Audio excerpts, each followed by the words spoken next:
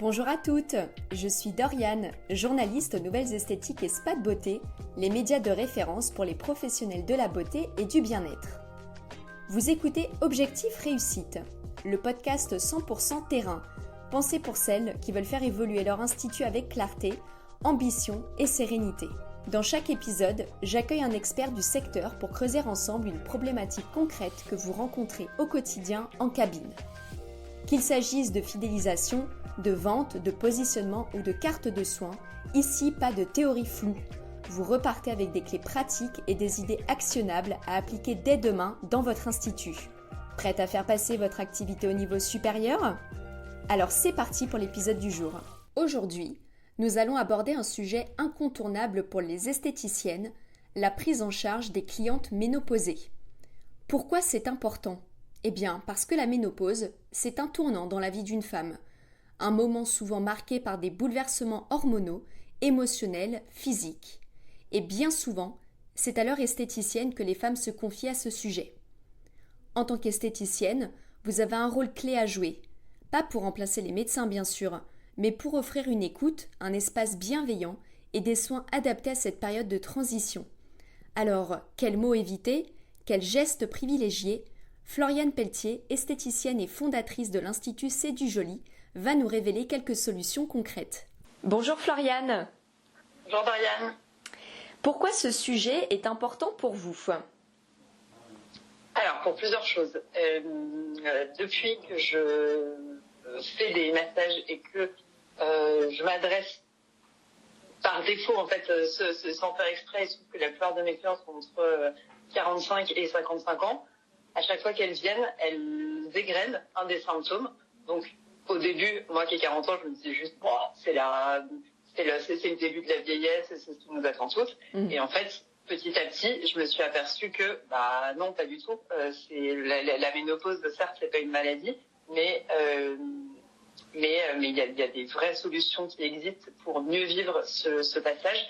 Et le problème, c'est que la plupart de ces femmes qui m'en parlent, elles ont une oreille attentive ni chez le médecin, ni chez le gynéco, qui considèrent qu'elles doivent prendre sur elles dans, franchement, 80 à 90% des cas. Et donc, ça m'a donné envie de moi porter un message plus rassurant et plus optimiste sur la ménopause. Et il se trouve que en tant qu'esthéticienne, on est souvent, en tant qu'esthéticienne ou même en tant que profession paramédicale, on est souvent la première oreille à recevoir ce genre de message. Et c'est à nous, du coup, je pense, qu'incombe la responsabilité de les aiguiller vers des bons médecins et des bons gynécos si besoin, mais aussi de leur expliquer ce qui leur arrive. C'est donc un constat que vous avez fait en cabine, finalement, en prenant en charge vos clientes. Et à quel moment est-ce que ce sujet est devenu central dans votre pratique ? Alors, il est devenu central il y a bientôt 2 ans. En fait, à force d'entendre à chaque fois les mêmes discours, les mêmes un peu genre bon c'est comme ça, oui je souffre, mais bon après tout en tant que femme, si on a de l'endométriose, si on a des problèmes de digestion, bref, on a quand même nous en tant que femme, on a quand même un peu plus de problématiques de santé que les hommes. Et ça a fini par m'agacer. Et donc, j'ai eu envie de proposer une sorte de parcours. Alors, évidemment, pas que centré sur le bien-être, mais en tout cas, d'aller creuser toutes les solutions concrètes qui existent pour mieux accompagner les femmes en ménopause et pour même prévenir dès la préménopause et la périménopause pour que les femmes soient prêtes à passer cette étape de manière la plus sereine possible. Oui, et que ce soit une façon de faire adaptée aux compétences d'une esthéticienne, parce que finalement, la ménopause, ce n'est pas du tout un sujet qui est abordé pendant les études d'esthétique.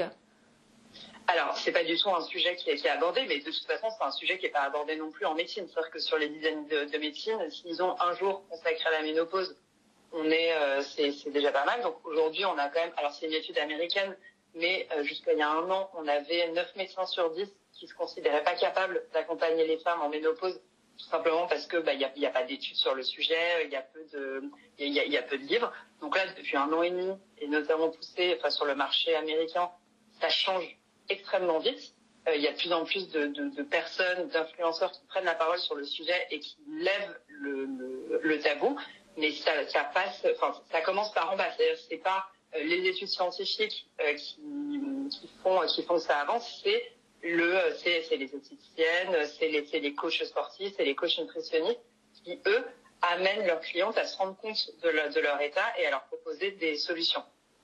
Et alors vous, Floriane, qu'avez-vous mis en place justement pour accompagner vos clientes de façon fluide? Au début, l'idée, c'était juste de les informer. Donc, comme je prends un peu la parole sur Instagram, je prends la parole j'ai des newsletters que j'envoie une fois par mois. J'ai commencé à en parler plus régulièrement et j'ai commencé surtout à poser les bonnes questions quand les clientes arrivent en cabine. C'est-à-dire que quand je fais, par exemple, un massage drainant, si elles ont 48 ans et qu'elles me disent « Ah bah oui, je me sens gonflée. Ah bien oui, tiens, d'ailleurs, je dors pas, j'ai des douleurs articulaires », je leur demande si elles ont toujours leurs règles, si c'est régulier. Enfin, j'essaye d'amener le sujet de manière un peu fine. Je leur dis pas direct « Ah bah oui, c'est la périménopause », mais voilà. Donc c'est déjà poser les bonnes questions en tant qu'esthéticienne. Et ensuite, ça m'a amené à créer une vraie offre de massage, et notamment axée sur le massage du visage et sur le soin. C'est-à-dire que quand on a une cliente qui est en périménopause, sa peau, ne serait-ce que ça, sa peau, elle change beaucoup. Et donc, l'idée, c'est de la conseiller aussi bien sur les types de produits et le type de routine qu'elle peut mettre en place que des gestes d'automassage du visage. Et ensuite, si elle est intéressée, aller un peu plus loin sur la partie corps, nutrition et sport. Et ça, moi, j'ai pas les compétences aujourd'hui pour le faire. Donc, je me suis entourée de ce que j'ai appelé un comité scientifique, mais donc de personnes de qualité qui peuvent répondre aux problématiques de mes clientes. Et donc, l'idée, c'est de co-créer un parcours qui correspond à chaque besoin, parce que le problème de la ménopause aussi, c'est que chaque femme vit sa ménopause différemment. Donc, il y en a une qui va pour à peu près 85% des femmes vont ressentir des symptômes. Il y en a vraiment qu'une sur 5 qui va avoir des symptômes tels qu'elle va être obligée d'arrêter de travailler. Enfin, ça va vraiment devenir un handicap invisible. Donc moi, il y a vraiment la pratique en tant qu'esthéticienne quelles offres de services je peux mettre en place, et au-delà de ma casquette d'esthétique, avec quel groupe de personnes je vais pouvoir créer un parcours qui ait du sens pour ces personnes en ménopause.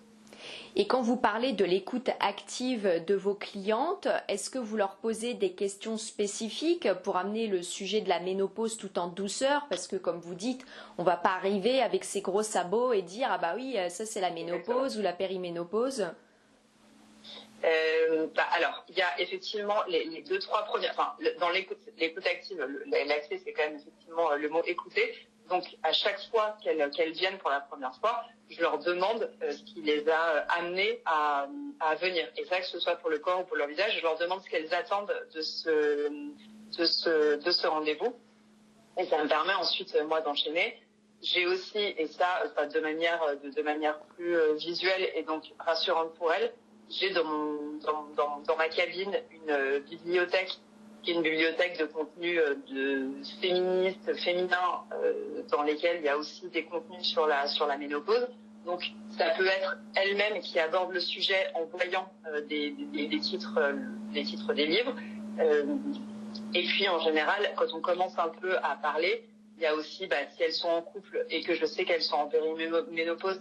Moi aussi, en fait, quand je parle de sécheresse et de déshydratation de la peau, je peux aussi aller vers « Ah bah oui, il y a aussi la sécheresse intime. Est-ce que c'est quelque chose que vous expérimentez ?» Voilà. Après, c'est comment les mettre dans le meilleur état émotionnel possible pour que si elles ont envie, elles se livrent et que moi je puisse les aiguiller. Je reste bien dans ma casquette bien-être, mais comme j'ai lu beaucoup à ce sujet, je suis aujourd'hui capable de les orienter.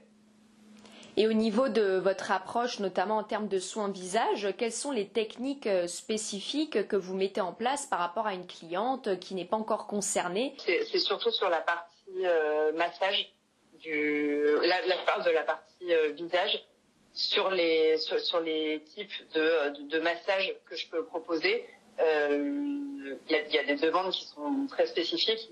Une femme de 30 ans, elle va avoir envie d'avoir l'hypomètre science. Une femme de 45 ans, elle va surtout me demander de travailler le cou et la jawline, comme ils disent, donc tout ce qui est contour du visage. Donc ça, c'est pour la partie massage.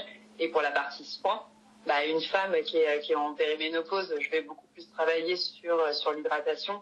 Une femme un peu plus jeune, elle va potentiellement vouloir un nettoyage un peu plus profond. Alors évidemment, sans utiliser de soins abrasifs, mais voilà, il y a une vraie différence entre une femme de 30 ans et une femme de 45-50 ans.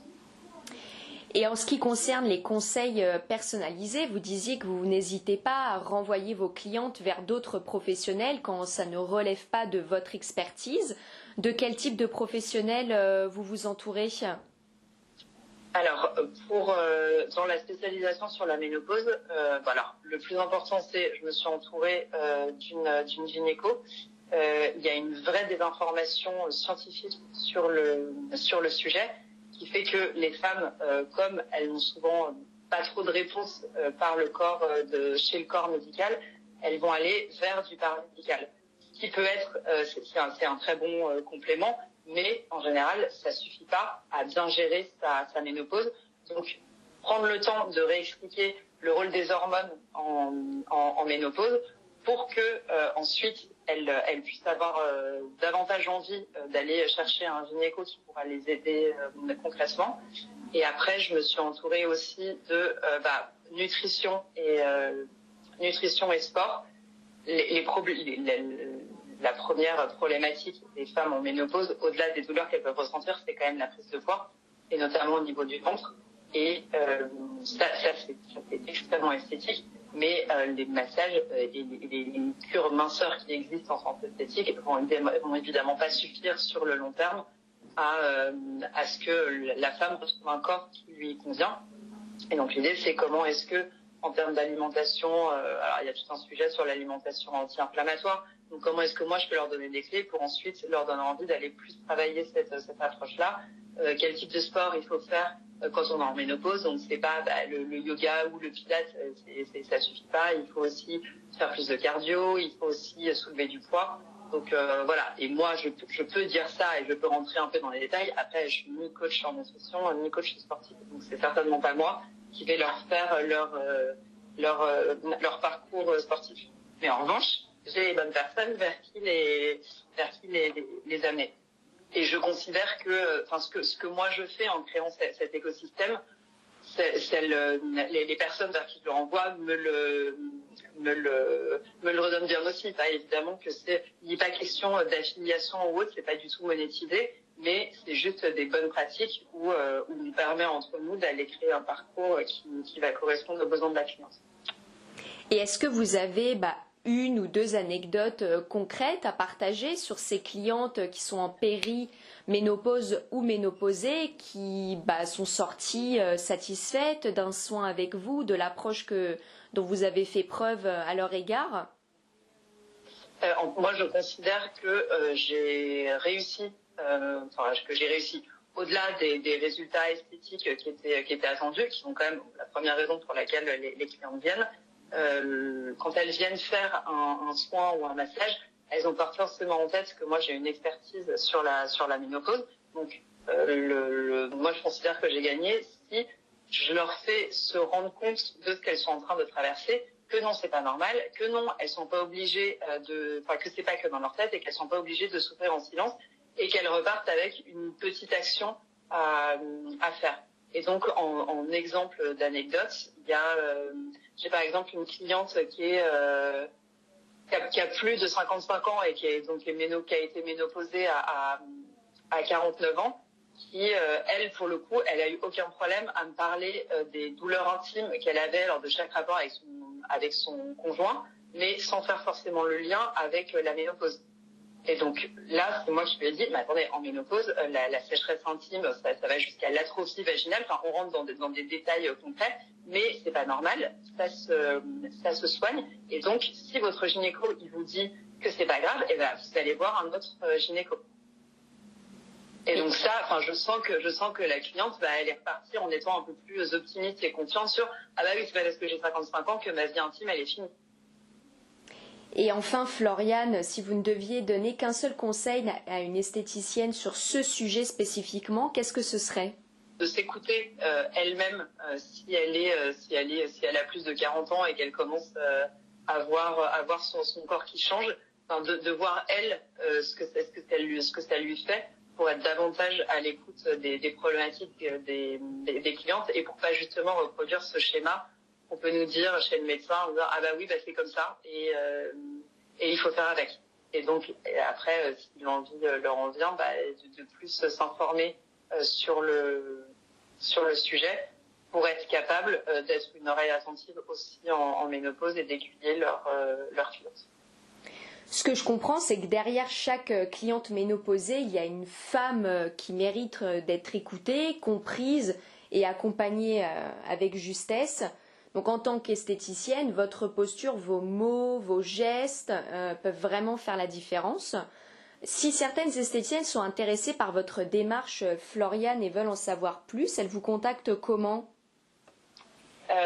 Alors, elles peuvent me contacter sur mon compte Instagram, qui est C'est du joli, ou sur le site, sur mon site, c'est dujoli.me, sur lequel il y a par ailleurs toutes les prestations. Il y a aussi un blog et un espace sur lequel je parle beaucoup plus de ménopause. Je suis en train de réfléchir à la mise en place d'une formation aussi, co-création de formation avec ces autres personnes dont je vous parlais. Donc il y a les gynéco, sexologue, psychologue, coach sportif, coach nutrition. Donc voilà, j'en suis pas encore à avoir créé la formation, mais c'est un sujet qui me trotte bien dans la tête. Merci beaucoup Floriane. Merci beaucoup. Si ce format vous plaît, pensez à vous abonner et à découvrir nos autres épisodes d'Objectif Réussite. Des astuces, des méthodes, des outils, toujours pensés pour vous, esthéticiennes et pros du bien-être. À très vite dans un prochain épisode.